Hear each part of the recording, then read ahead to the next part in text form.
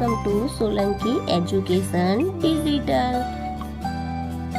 તો બાળકો ચાલો આજે આપણે શીખીશું ધોરણ 7 ગણિત સ્વાધ્યાય પોથી પાઠ છે બીજો અપૂર્ણાંક અને દશાંશ સંખ્યાઓ। પહેલું પ્રત્યેક વિધાન સાચું બને એ રીતે ખાલી જગ્યા પૂરો। પહેલું 2 3/4 એ મિશ્ર અપૂર્ણાંક છે।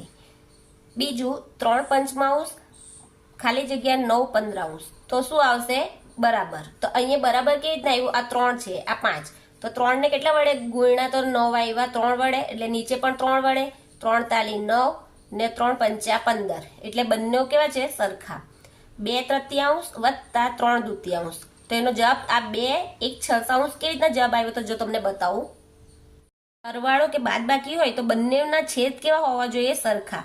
हवे बंनेना छेद अलग छे तो आपणे सरखा करवा माटे आपणे शुं करवुं पड़शे लसा એટલે 2 નો ને 3 નો લસા એટલે 2 એકા આ 3 અહીંયા આવશે 2 એકા 2 3 3 એકુ 3 એટલે લસા કેટલા આવ્યો 2 તાલી 6 એટલે આનો લસા કેટલા આવ્યો 2 તાલી 6 એટલે 2 છેદમાં 3 ગુણ્યા 3 ને કેટલા વડે ગુણવું પડશે 2 વડે એટલે 3 દુ 6 ને 2 ને 3 વડે એટલે અહીંયા કેટલા લઈશું 3 2 તાલી 6 3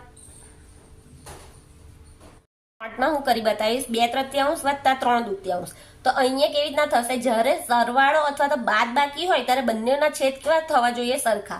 हवे सरखा करवा माटे आपणे पहिला शुं करवुं पड़शे लसा तो कोनो 3 અને 2 नो लसा लेवो पड़शे એટલે 2 થી पहिला चालशे એટલે 3 अहींया आवशे 2 एका 2 हवे 3 आवशे 3 एकु 3 ने 1 એટલે 2 ताली 6 એટલે આનો લસા કેટલો આવ્યો 6।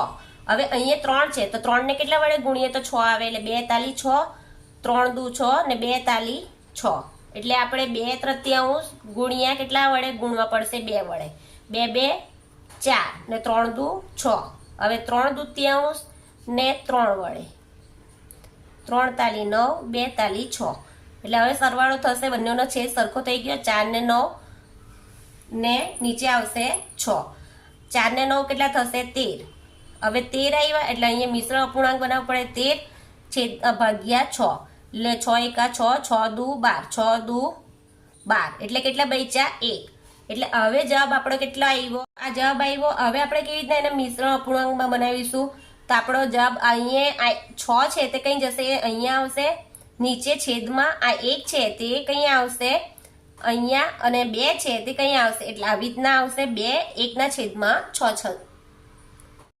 चौथु 2 पंचमांश ए 3/4 करता केवो छे नानो अपूर्णांक छे 4 गुणिया 1 1/2 बराबर केटला थशे 6 तो अहींया केवी रीतना आव्या ते तमने बतावुं नोटमां करीने बतावीश। आ पहेला मिश्र अपूर्णांक छे तेने आपणे पूर्णांक बनावीशुं 2 एकु 2 2 ने 1 3 आनी साथे गुणाकार ने अहींया सरवाळो એટલે 2 एका 2 2 ने अंदर 1 उमेरीए तो 3 ने नीचे आवशे 2 हवे 3/2 આવે 2 2 4 એટલે 2 તાલી 6 એટલે આપણો જવાબ આવશે 6। છઠ્ઠું 6 પંચમાંશનો 1/3 ભાગ તો અહીંયા કઈ રીતે કરીશું આ 6 પંચમાંશનો 1/3 ભાગ એટલે 3 દુ 6 એટલે 2 પંચમાંશ 10 ભાગ્યા 1/2 એટલે અહીંયા 10 અહીં ભાગ્યા છે 1/2 એટલે ગુણ્યા કરીશું ભાગાકારનો અહીંયા ગુણાકાર થઈ જશે ને અહીંયા 2 ને છેદમાં 1 એટલે 10 દુ 20 હવે લખ્યું છે 3/4 ભાગ્યા 3/2 એટલે અહીંયા પણ આ જ રીતથી કરીશું 3/4 ગુણ્યા 2 ઉપર ચાલ્યા જશે ગુણાકાર થશે એટલે આપણે વિરુદ્ધ સંખ્યા વ્યસ્ત સંખ્યા એટલે 2 ઉપર જશે ને 3 કઈ આવશે નીચે એટલે આ 3 જશે આ 3 જશે 2 2 4 એટલે ઉપર કશું નથી એટલે 1 ને નીચે આવશે 2 એટલે 1/2। હવે લખ્યું છે 9મું 4 1/27 નો વ્યસ્ત શું થશે તો જો પહેલા તો અહીંયા જોઈ લો 7 ચોક 28 28 ને 1 29 29 ના છેદમાં 7 હવે વ્યસ્ત છે એટલે ઉપર કેટલા ચાલ્યા જશે 7 ને નીચે આવશે 29। અહીંયા લખ્યું છે 3 દુ 6 6 ને 1 7 એટલે મિશ્રણને આપણે પૂર્ણાંક બનાવીશું 2 તાલી 6 6 ને 1 7 7 ના છેદમાં કેટલા આવ્યા 3 અહીંયા ભાગાકાર છે તો ગુણાકાર થશે એટલે 7 ના છેદમાં અહીંયા આપણે 1 લખીએ પહેલા અહીંયા ભાગાકાર જ આવશે। 10મું 2 1/3 ભાગ્યા 7 તો અહીંયા કેવી રીતના કરીશું આપણે પેલા મિશ્રણ છે તેને આપણે એક જ દઈશું, પૂર્ણાંક બને 42, 6 ને 6 ની અંદર 1 ઉમેરીએ તો 7, 7/3 ભાગ્યા 7. હવે અહીંયા કશું નથી એટલે 1 લખીશું. હવે 7/3, હવે અહીંયા ભાગાકારના શું થઈ જશે? ગુણાકાર. એટલે 1 ઉપર જશે ને 7 કઈ આવશે? નીચે. 7 ગયા 7 ગયા એટલે કેટલા આવ્યા? 1/3. હવે લખ્યું છે 1/2 ઓછા 1/3. તો અહીંયા કેવી રીતના કરીશું તે હું તમને નોટમાં કરી બતાવું. 1/2 છે ઓછા 1/3. તો અહીંયા જો જ્યારે સરવાળો ને બાદ બાકી હોય તો પહેલા આપણે છેદ સરખા કરવા પડે. એટલે લસા લેવીશું આપણે. એટલે 2 ને 3 નો લસા કેટલો આવશે? 2 એકુ 2 ને અહીંયા 3. હવે પાછા 3 થી ભાગીશું એટલે 1, 3 એકુ 3 એટલે લસા કેટલો આવશે? 6. હવે 6 લસા આવ્યો તો 2 ને કેટલા વડે આપણે ગુણવું પડશે? તો 6 આવે. 2 તાલી 6 ને 3 દુ 6 એટલે 1/2 ને 3 વડે ગુણીએ તો 3, 2 તાલી 6. 1/3 ને 2 વડે. 2 એકુ 2, 2 તાલી 6 આવી ગયું. એટલે 3 ઓછા 2 છેદ સરખા થઈ ગયા એટલે 6. 3 માંથી 2 જાય તો 1/6 એટલે જવાબ આવશે આપણો 1/6. 12મું 0.5 અને 0.05 બંનેમાંથી મોટી સંખ્યા કોણ છે? તો અહીંયા 0.5 છે એટલે અહીંયા મીંડું મૂકીએ તો 50 થઈ જાય ને અહીંયા 0.5 એટલે 5 પૈસા. એટલે સૌથી મોટી સંખ્યા કઈ કહેવાય? 0.5. 6 રૂપિયા 9 પૈસા ને દશાંશ સ્વરૂપે કેવી રીતના લખાય? દશાંશ સ્વરૂપે એટલે 6 રૂપિયા. આ રૂપિયા ને દશાંશ એટલે 9/10. એટલે અહીંયા કેવી રીતના લખાશે? 6 1 એટલે અહીંયા 0 9. 2 મીંડા આવશે એટલે 1 ને 2 એટલે કેટલા આવ્યા? 0.9. એટલે અહીંયા જવાબ આવશે 6.09 લખાય. 8 ગ્રામને કિલોગ્રામમાં દર્શાવ સ્વરૂપે કેવી રીતના લખાશે? તો 8 કિલોગ્રામ એટલે 1000. હવે જો 1 2 3 એટલે 8 1 2 3 પછી પોઈન્ટ ને પછી 0 એટલે 0.008. હવે 7.345 માં 5 ની સ્થાન કિંમત ખાલી જગ્યા છે 5 એટલે અહીંયા છે. એટલે 5 પહેલાની કેટલી સંખ્યા છે?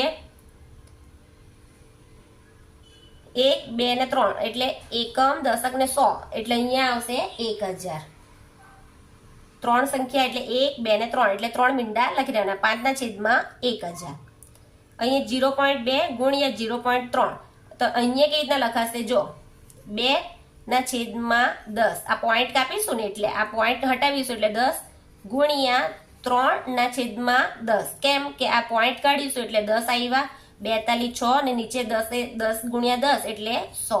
એટલે અહીંયા પોઈન્ટ કાપીશું 1 2 એટલે 1 2 પોઈન્ટ 0 એટલે 0.06.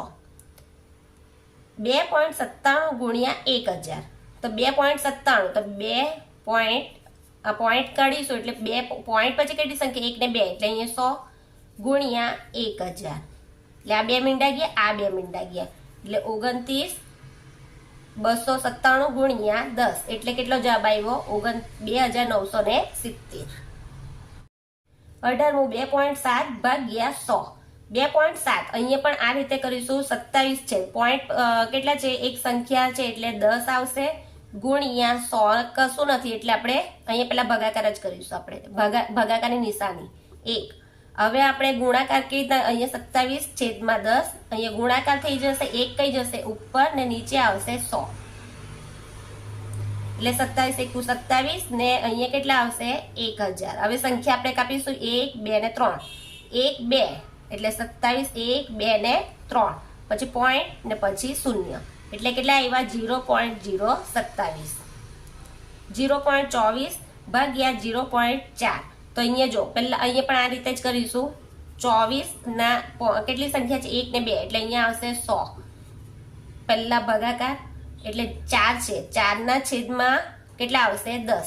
હવે આપણે એનો 24/100 ગુણાકાર થઈ જશે. ભાગાકારના 4 નીચે ચાલ્યા જશે ને 10 ઉપર એટલે અહીંયા 4 6 ચોક 24 ને આ એક મીંડું ગયું આ એક મીંડું ગયું એટલે 0.020 લીટર 1 બરાબર કેટલા થાય? 20 મિલીલીટર.